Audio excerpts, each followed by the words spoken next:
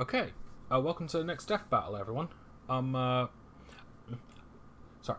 I'm gonna be perfectly honest, I actually almost forgot to do this entirely. If it wasn't for the fact that it popped up on my YouTube page, I wouldn't have noticed. Something I want to clarify first before I, start this. Plain and simple, it was about in the last episode when I said that Widowmaker was a Spider-Man character, or assumed she was. To pretty much explain, I didn't get a good enough look at her portrait during then, and when I looked at the playback and saw I mentioned it in the comments, yeah, I feel a little dumb for that, but to be fair, I barely know anything about Overwatch. But yeah, concerning this in general, Black Widow versus Widowmaker, I don't really have an honest opinion on either of them. Like, Black Widow's alright, but most of my knowledge of her comes from the movies, and I don't really think that much of her. And Widowmaker, I barely know her. But anyway, enough about that. Let's check out to see how this goes.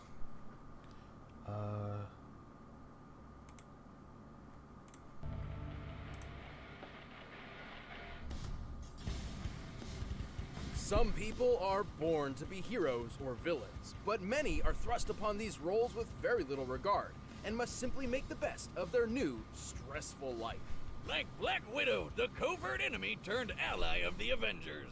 And Widowmaker, the deadly but unwitting adversary of Overwatch. He's Wiz and I'm Boomstick. And it's our job to analyze their weapons, armor, and skills to find out who would win a death battle. Alright, here goes. Natalia Romanov, more commonly known as the anglicized Natasha Romanoff, is one of the more curious members of the legendary Avengers. Yeah, unlike most of them, she doesn't have any ridiculous superpowers, and she even started out as a bad guy. Like many secret agents, Natasha's past is a mystery. One account claims she was raised by a soldier named Ivan Petrovich, who taught her the art of combat. His teachings were so affluent that Natasha was kidnapped by an order of assassins known as the Hand, intending to train her as their master assassin. Luckily, Wolverine and Captain Boy Scout rescued her, but she eventually put her talents to use working for the KGB and becoming a famous ballerina. However, the most likely story was that Petrovich admitted a young Natasha to a secret Soviet program called the Black Widow Ops. There, in the infamous Red Room, Natasha was trained to be the deadliest spy in the world. She learned all sorts of stealth, assassination, and martial arts techniques, including the newly invented Sambo style, which is basically like street fighting judo mixed with the craziest grappling moves ever. Like, how does she even do that? Russian's magic. She learned dozens of other martial arts, including karate, Muay Thai, Aikido, and Kung Fu. And she's mastered all sorts of weaponry, becoming an expert marksman. Damn, sign me up for the Spider Ops.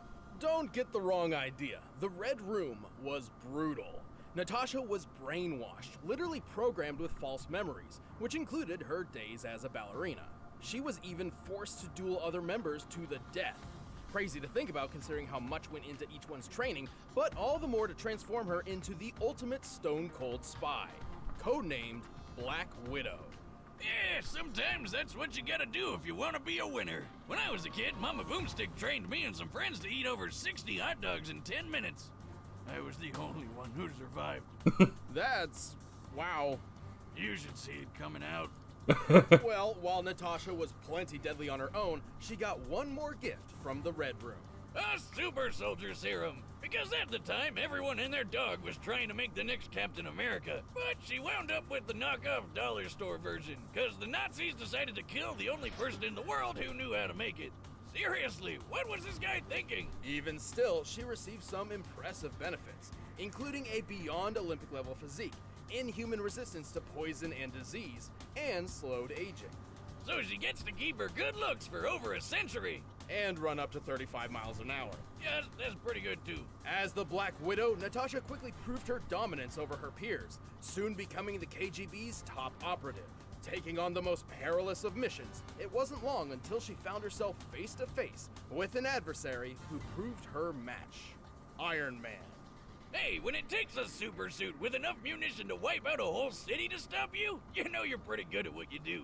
To destroy Iron Man and his team of Avengers, Black Widow recruited Hawkeye and attempted to sway him to the dark side. But to her surprise, the exact opposite happened. Yeah, turns out Hawkeye is so goddamn handsome that he literally love-struck the brainwashing out of her. And so, Black Widow betrayed her country and became an ally of the Avengers. And while keeping up with the likes of Iron Man and Thor is no easy feat, she held her own not just with her amazing talents, but also her plethora of gear and gadgets. Where does she keep them all in that bodysuit? It's like super tight. I mean, not that I'm complaining or anything, but the logistics are baffling. Well, not only is her suit composed of an abnormally durable Kevlar, she has several gadgets hidden within her gauntlets. The Widow's line is a retractable grappling hook that lets her swing like Spider-Man. Cartridges of tear gas pellets and explosives serve obvious purposes. And then there's the Widow's Bite. What, like a spider bite? How's that supposed to... Wow, that was pretty shocking, Wiz. You broke your glasses, idiot. Even without the KGB, Black Widow remains one of the top assassins in the world. She's so skilled with a sniper rifle, she could cut Hawkeye's bowstring while he's in mid-shot, forcing him to miss his target. To put this in perspective, the average thickness of compound bowstring is about 1/100th of an inch thick. That's as thin as a fingernail. And she made this shot from hundreds of feet away. She's quick enough to easily dodge point-blank gunfire, skilled enough to defeat 100 men by herself, and strong enough to snap a guy's neck with just one kick. Pretty impressive, as it takes around 600 pounds of force to break the human neck. She's so goddamn tough, she's taken a grenade to the face from a few feet away, and she was fine. She fell 4 stories, threw a mounted sign into a car, and she was fine. So much for that super serum being dollar store junk, right? Well, this durability extends beyond physical toughness. After all, she doesn't exactly have bulletproof skin or anything like that. Rather, she possesses a staggeringly strong drive to survive, no matter what. Yeah, like the time when she had to go through intensive surgery while she was still conscious. Just imagine. She felt every cut, every pull, every movement as the surgeon sliced open her stomach and sewed up her insides. Despite the incredible pain throughout this entire ordeal, which likely lasted several hours, for her own sake, she could not move a muscle. That was... I think I'm gonna throw up. Me too, that reminds Boomstick. me of my vasectomy. Both of them. But even alongside the Avengers, Natasha maintains Wait. Throw up. That reminds me of my vasectomy. Both of them. What? Both of them? Even whatever. alongside the Avengers, Natasha maintains a gray sense of morality. Her path to redemption has been a rocky one, as her personal quest to destroy the Red Room has left a trail of bodies in its wake. This is one redhead you don't want to mess with.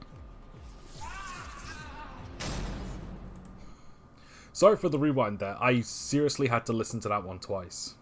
But yeah, one thing I didn't know is that well, because I hardly know her to begin with, is that I didn't realize she... Phone, shut up. I didn't realize she had the same super gene as Captain America. And Captain America is like probably my favorite Marvel hero as well. She's definitely a lot tougher than I imagined, but then again, the comics always seem to exaggerate their feats. Anyway, let's check out the next one. While the stories of many world-class assassins often carry a truckload of baggage, few are quite as heartbreaking as the case of Amélie Lacroix. That's even more true than you think, but we'll get there. Growing up, Amélie never aspired or trained for combat. In fact, she devoted much of her life to becoming a world-renowned ballerina in Paris, France. You know, I've noticed it's almost a requirement for all badass assassins to be ballerinas or something. So, I started working on a few moves myself. What? Wait, hold on! Doc! Amelie's husband, however, was a key figure for Overwatch, a global peacekeeping organization spearheading operations against a terrorist group called Talon. Talon tried over and over to kill this guy, but they just couldn't pull it off. So instead, they kidnapped Amélie. Damn, not cool. Thankfully, Overwatch quickly rescued her, and life returned to normal. Or did it? Nope, because out of nowhere, Amélie killed her hubby in his sleep. Turns out, the kidnapping wasn't just a simple ransom or attempted lure. Talon ruthlessly subjected Amelie to intense neurological reconditioning, molding her into the perfect brainwashed sleeper agent. Right, because she was sleeping next to him in their bed, and then bam! First kill! Sleeper agent! Right, sure. She returned to Talon to complete their psychological and physiological reconfiguration process. When all was said and done, Amelie Lacroix was no more. In her place stood the cold-hearted assassin known as Widowmaker. Ah, I get why she's called Widowmaker, though it is kind of weird that the widow she was making was her. Brilliant deduction, Boopstick.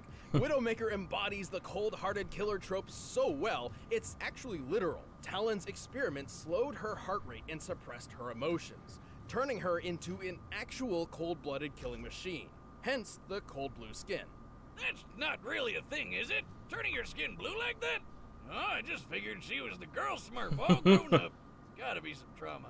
There's actually a pretty easy way to turn your skin blue. You just need to drink some colloidal silver. Is it safe? Oh, yeah, sure, no doubt. It's not. 100% non-toxic silver. Okay, bottoms up. Anyway, the blue makeover wasn't just for show. With her heart rate down, her body's movements and vibrations are highly reduced. The blood pulsing through your hands can actually bump up your shot. It's not by a lot, but when you're aiming at something 1,000 yards away, even a tiny bit of movement matters. This might not sound too difficult until you consider that a typical human heart rate in a stressful situation can exceed 100 beats per minute. A perfect sniper has to time their shots between almost 2 beats per second. So even though she started pretty late, Widowmaker skipped years of killing people school with just this one little tweak. Talon's manifesto is that humanity is made stronger through conflict. And so Widowmaker was taught a variety of different combat and covert techniques to be ready for any violent possibilities. She's ridiculously athletic. Just look at her go! And she's got plenty of handy tools to help her kill people even faster. She carries a grappling hook with a 65-foot cable, perfect for getting around any terrain in an instant. Her venom mines stick to most surfaces, and after being triggered by movement, release a deadly toxin. And give her a ping in her funny-looking spider helmet. That's Widowmaker's Recon Visor, basically multi-screen super goggles. They provide infrared sight that spots heat signatures through walls and transmits multiple feeds.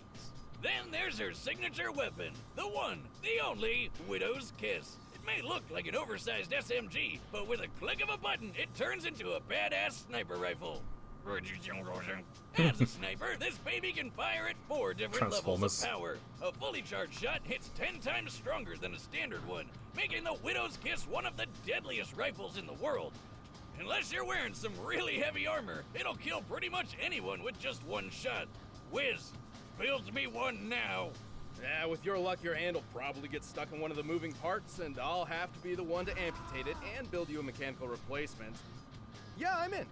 You don't know that. Stupid Whiz. Widowmaker is one of Talon's top agents, and has the feats to prove it. She's taken on Overwatch members multiple times, effortlessly defeating some of their own top agents, like fellow sniper Anna Amari, whose cybernetic eye can see 6 times greater than a normal one.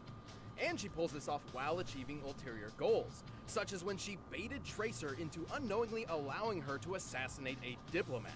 That's some intense on-the-fly multitasking. And she's way tougher than she looks. Her visor can protect her from a sniper shot to the face, and she even took a hit from Doomfist's gauntlet. This thing can take down a skyscraper, but she was fine.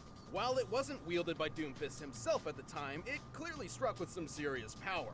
An average skyscraper ranges between 250 to 300 feet tall. To topple it in one go, you'd need a force equivalent to at least 2 tons of TNT.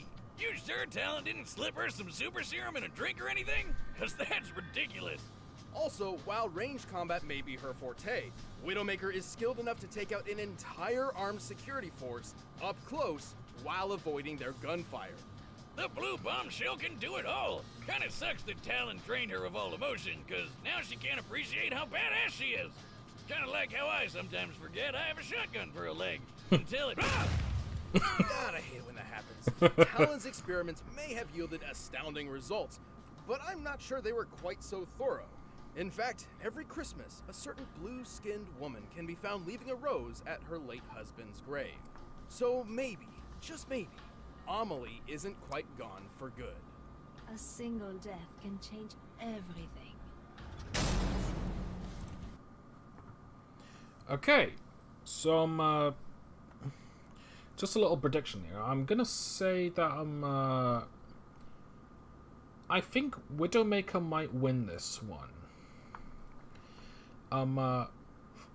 Just from trying to compare the stuff, I think Black Widow can be a very tough adversary, but I don't think she has the strength to take her down. It's like,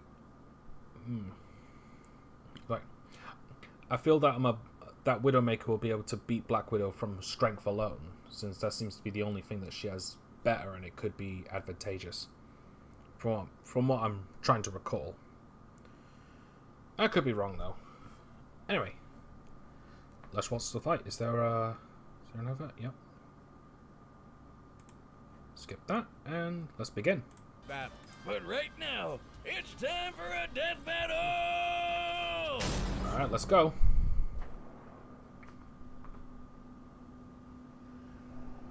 Oh, is this animated? Ooh.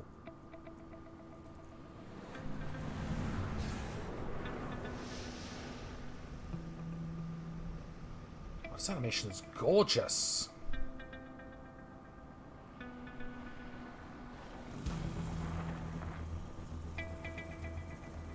There's Black Widow.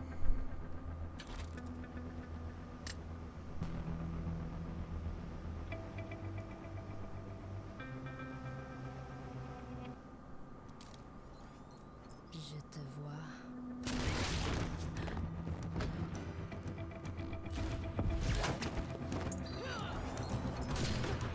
Got you.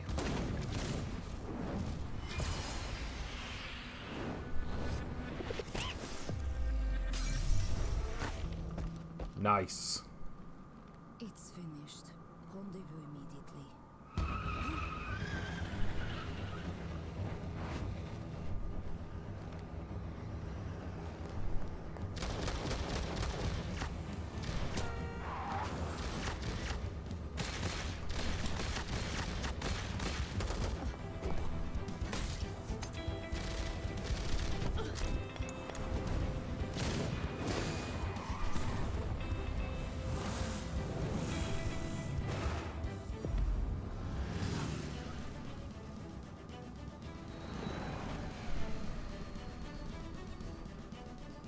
Trying to escape me?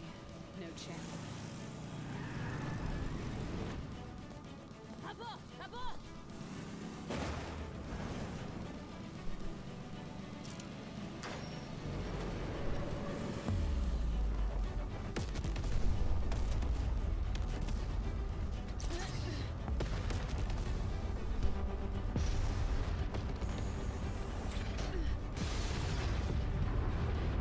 Is something gonna roll away?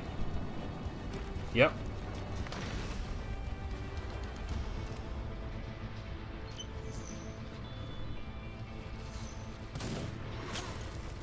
Oh, you've got to be kidding me.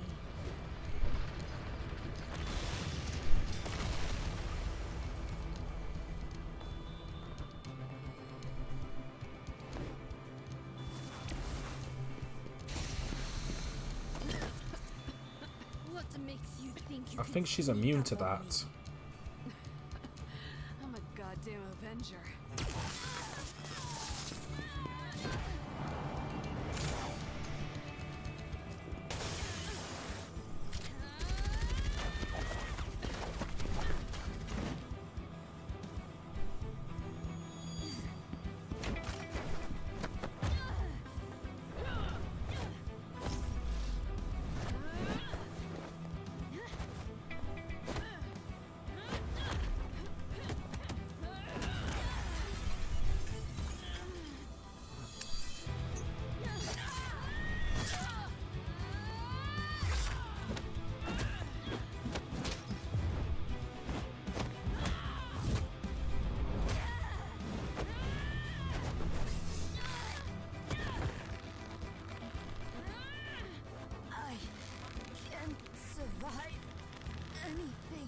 Nice theory. Let's test it. Never mind. До свидания.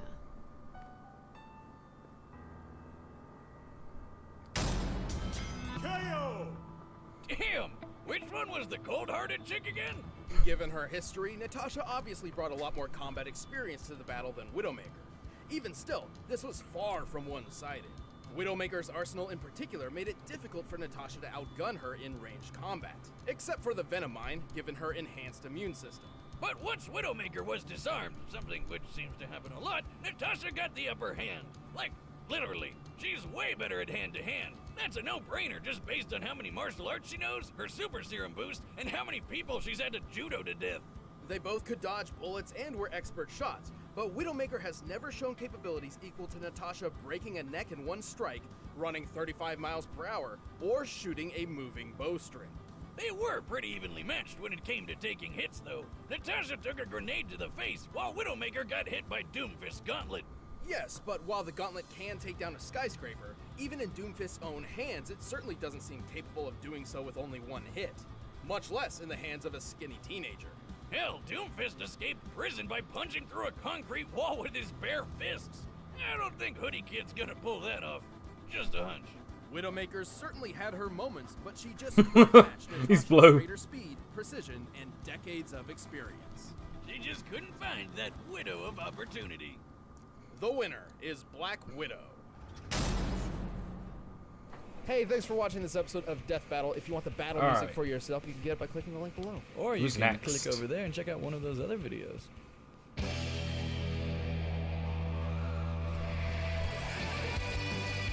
Captain Marvel.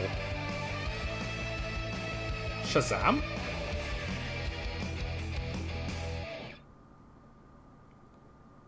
Now that'll be interesting. Last I checked, Captain Marvel wasn't that long ago, actually. Last time she appeared on a Death Battle episode. It's against Android 18, I think? But anyway, that was a really good battle, well choreographed and everything. Yeah, I guess I should have known that Natasha would have had the advantage over Widowmaker. But I guess I took the simple calculation that she could just tank Doomfist's punch when that's a pretty bad judgment to make on my half.